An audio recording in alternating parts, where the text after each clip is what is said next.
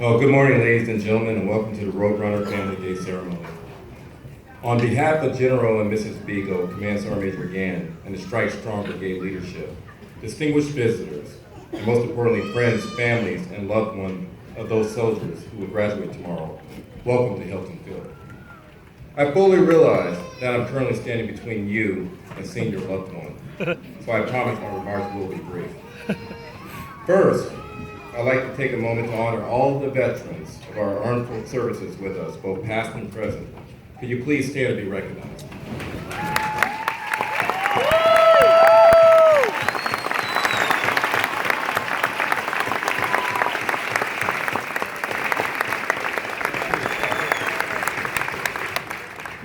Thank you for joining us. Your service connects the past to the present with those on the field today.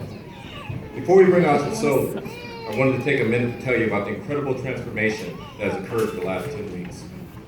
Our promise from day one to your soldier was that this organization would empower them to meet their goals of becoming a soldier, and that our platoon leaders and drill sergeants would help them realize that dream.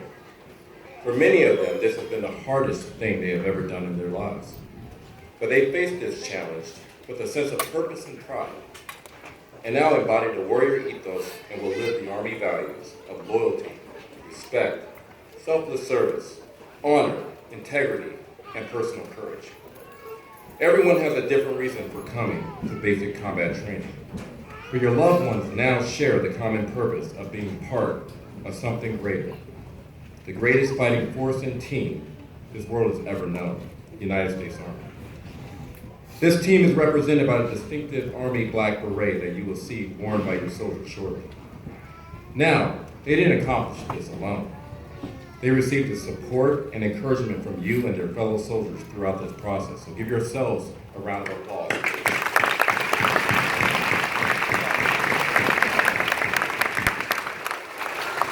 They also received the tough, realistic training from our hand-selected drill sergeants and their platoon leaders.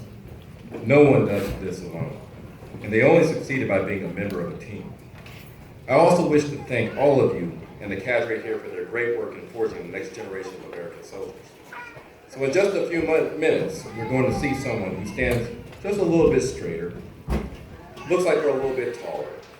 Their chest might project out a little bit more than you're used to.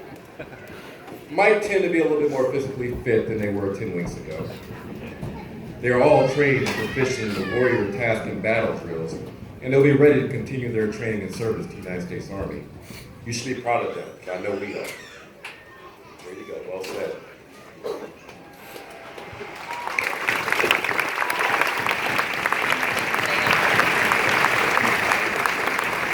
But as I said to these soldiers during their soldier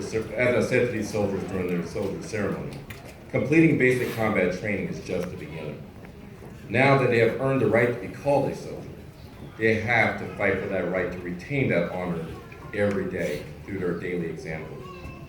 These men and women are going to be shipping out to advanced individual training, and from there off to their first unit of assignment very soon. Yesterday was the last EP day. Being a soldier for life means always being ready to answer their nation's call. But today, we want our soldiers to have a chance to show you where they were transformed.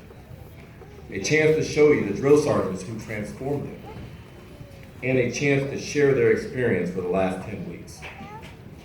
Fort Jackson has opened up its services to you. In the tents to the right of the bleachers are morale, welfare, and recreation specialists who can help you plan your day.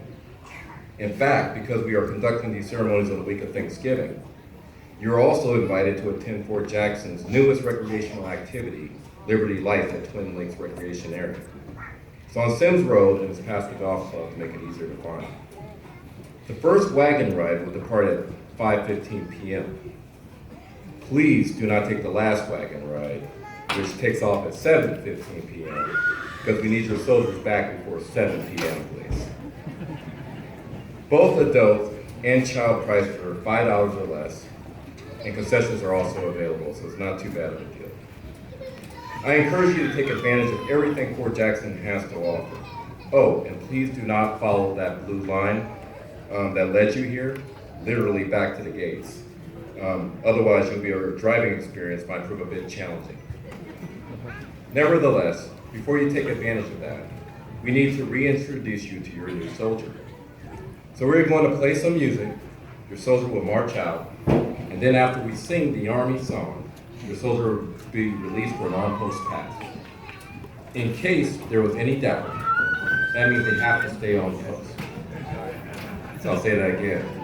Please keep them on post. We have already told the soldiers, but there are some rules which I will take a minute to re-emphasize. First, they have to remain in a complete uniform. They have to also ensure that, please, I need your help on this, please ensure they're not driving. They haven't driven for 10 weeks. Just think about it. When you say it out loud, it just makes more sense, right? They also cannot have alcohol or tobacco products. They must maintain their military bearing, with the exception of a hearty, congratulatory hug here at Hilton Field, and a loving "see you later," this is never a goodbye, hug at the battalion this evening when you drop them off at 7 p.m. or before.